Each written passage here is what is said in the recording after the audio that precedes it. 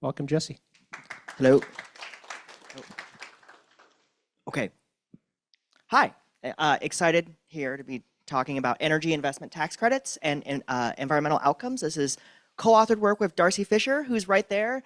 She's graduating from our PhD program this year and joining the University of Kentucky as an assistant professor. So shout out to Darcy for putting up with me. So why are we interested in this? So utilities generate a lot of emissions. So they have a big environmental impact, right? So their Scope 1 emissions are kind of everybody else's Scope 2 emissions. So these are big, these guys have a big impact. So if we look at a list of the top 5 largest greenhouse gas emitters, 4 of the 5 are utilities, and then the 5th is Berkshire Hathaway, a consolidated holding company who has utilities in their portfolio. So all 5 of these companies have power plants that are in our sample. Okay, so that said, so these guys generate about 30%, 31% of total US emissions. They're economically and socially significant, right? So when the lights don't turn on, people get mad, they call people and they complain. So, and these firms are the target of a lot of tax incentives designed to nudge their behavior towards investing in maybe specific methods of generating electricity in a cleaner way. So we're going to study one of these tax credit regimes, the energy investment tax credit, and explore, well, so what happened? So how did this affect the outcomes of the utilities that took this credit? And so our setting is roughly a 20-year sample period before the Inflation Reduction Act, so 2001 to 2022. And because these are utilities, there's lots of great outcomes we can study, like electricity generation decisions, where they're getting their source fuel, their emissions, and a few other operating outcomes as well. Okay, so what is the energy investment tax credit? So it's a financially material tax credit. So the Treasury estimates they're going to spend about $60 billion on this credit regime over a 10-year window in the 2020s. This compares with about $40 billion for the child tax credit, just as a frame of reference. And how this works is this is a percentage credit of between 10 and 30% of your basis or your construction costs in eligible projects. So how do you determine eligibility? You construct a project that meets certain source fuel requirements based on the year that you're taking the credit.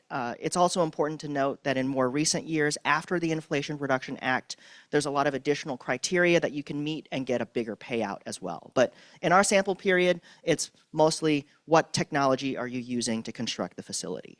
So investment tax credits are a core part of US energy tax policy. So these tax credits, the use of them is growing over time. And one important thing to note is during our sample period, most of these credits are used for solar projects. So essentially building a solar farm or putting solar panels on a business.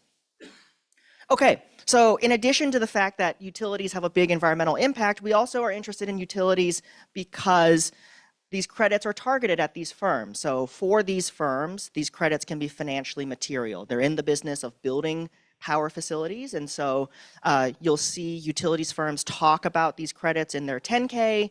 You'll see sell-side analysts talk about these credits in their equity research reports.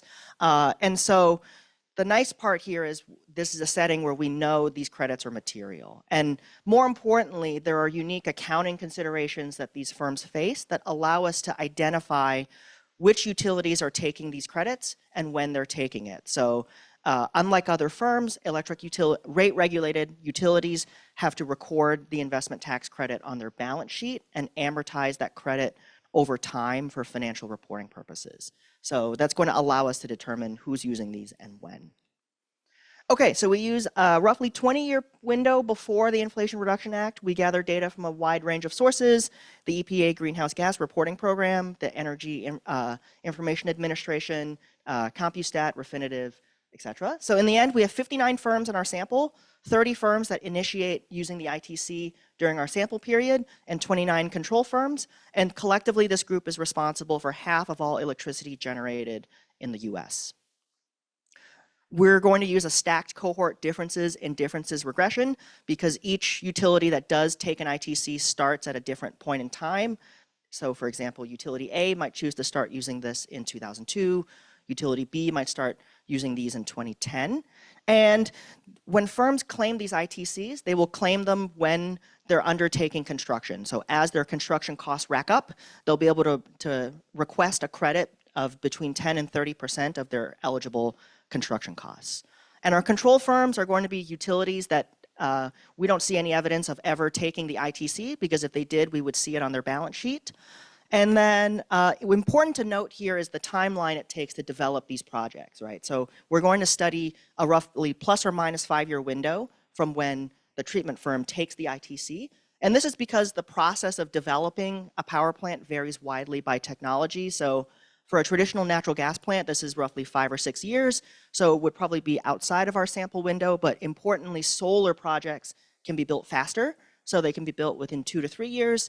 And often some utility executives say they can put a project together in 12 months. So that's going to help us with identifying, and it's important to remember that most ITCs are used for these solar projects. Okay, so what do we think is happening? Well, on one hand, using ITCs might tell us something that, hey, these firms are developing these projects, right? You can't get the credit if you're not building the project. So maybe more ITCs, more renewable power generation. That's kind of option one. And alternatively, maybe there's not an effect here. Maybe these firms are very regulated, and so there's maybe other policies that might subsume any effects of the ITC. And also subsidy, like putting together a subsidy program is hard, and so maybe there's quirks in how the subsidy program is put together that might distort behavior. And finally, maybe because the ITC gives you a credit based on how much money you spent on the project, maybe that has a crowding out effect and encourages people to substitute towards these inefficient projects relative to maybe a more efficient project where you might be paid, per kilowatt hour of electricity in a different credit regime or something. So based on that, we're going to take a look. And what do we find? So we find that when firms take the ITC, they get a cash credit back from the IRS. They're going to use that cash credit. We observe evidence consistent with these utilities using that cash grant to invest in more PP&E, so to develop the facilities that they needed to qualify for the credit. We observe cash effective tax rates go down, consistent with getting a cash benefit back. We don't see GAAP ETRs change because of a function of how we account for temporary book tax differences in tax accounting. We will see these firms hire more employees, so maybe you need more people to develop these projects, and so now that you have some cash back from the government, maybe you spend that on some employees. So we see evidence of that. And this, to us, tells us that the effects of the ITC on any operational outcomes like emissions or electricity generation is going to operate through these incremental investments and employment that these firms are making. Okay, what do we observe? We observe overall electricity generation goes down for these ITC claiming firms.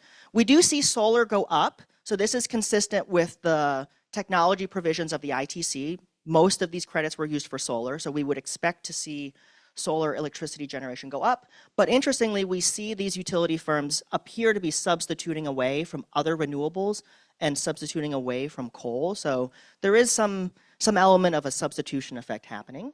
We see total emissions go down, but some weak evidence that emissions per megawatt hour go up. And we think this is a function of the characteristics of solar electricity generation being somewhat intermittent. And so people still want the lights turned on, and so if your solar facilities aren't generating electricity, maybe you have to flip on a natural gas plant. We see ESG scores drop, and this is consistent with third-party intermediaries not viewing ITC usage particularly positively. Okay, so to conclude, what do we see? So we see that firms taking ITCs generate less electricity overall. They appear to be substituting away from other renewables towards solar, which is consistent with the ITC's provisions during our sample period saying you got to use them for solar. We see firms that take the ITC increase PP&E and employment consistent with they're hiring more people, they're investing in the projects that you need to qualify for the ITC. And so we think our study contributes to understanding how the ITC regime impacted firms, how tax credits more broadly influence firms' sustainability performance, and maybe as a reflection for policymakers who are interested in understanding how the ITC affects the world. And that concludes the presentation. We'll open the floor for questions.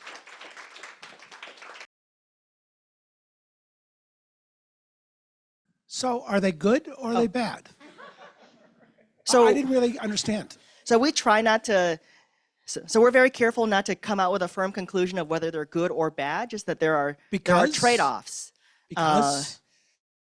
You know, it depends on your goals, right? There's a lot of different objectives. So if you think about tax credits more generally, their objective could be to encourage solar. Maybe for whatever reason, we do want to build solar power generation as a strategic industry. And to the extent tax credits also help, you know, induce employment or investment. In that sense, if you're viewing it through that lens, maybe it is positive. You could also view it negatively by saying, well, in the end, what do we care about? Is it's emissions per megawatt hour? You know, maybe it's not as good. If we care about total emissions, maybe it is good, right? People are using less electricity, or there's less electricity being generated, so there could be other forces encouraging people to reduce their consumption. So we try not to take a firm position on that because there's a very complex set of objectives here. Yes. Oh. Thank you, Jesse. Great presentation. Thank you so much. Can you give some insight about why wouldn't a utility take this? It seems like free money on the table. So why don't they take it? Yeah. So you might be interested in a different tax credit regime that we've kind of left out and not dug too deep in this paper. So there's other tax credits you can take. And depending on maybe your portfolio of potential projects, those could be more lucrative. So for example, there's a production tax credit that gives you a flat rebate per kilowatt hour of electricity you generate. But that is primarily used for wind projects. So it's going to factor into your decision, these different credit regimes. And you have to, you know, if you have a finite amount of capital investment you can make, you have to make this trade-off between projects. Yeah. Oh. Yes. Hello, Professor. My question is that you talked about investment tax credit. Mm-hmm. So I believe that it depends on what amount of investment a company is making, and it will ultimately get tax credit for that. So is there any limitation in the capacity of the project in the Inflation Reduction Act? So the Inflation Reduction Act changes the nature of the investment tax credit. There's a lot of changes happening all at once. The investment tax credit post-IRA is no longer technology specific.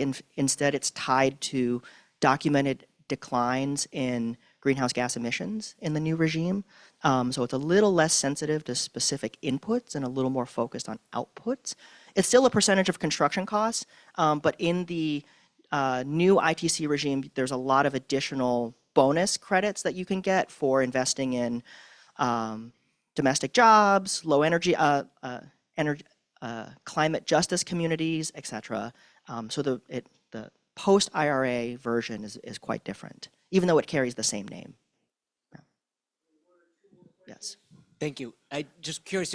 I see you see the investment tax credit associated with a reduction in energy production. Yes. What's the relationship with investment in energy efficiency? Oh, that's a good question. When you think about energy efficiency, did you have a specific kind of outcome in mind? The utilities are required to invest in mass save type programs to reduce output, and I'm just wondering, is there some relationship between those firms which choose to invest in renewables and where they are or what other pressures they're under?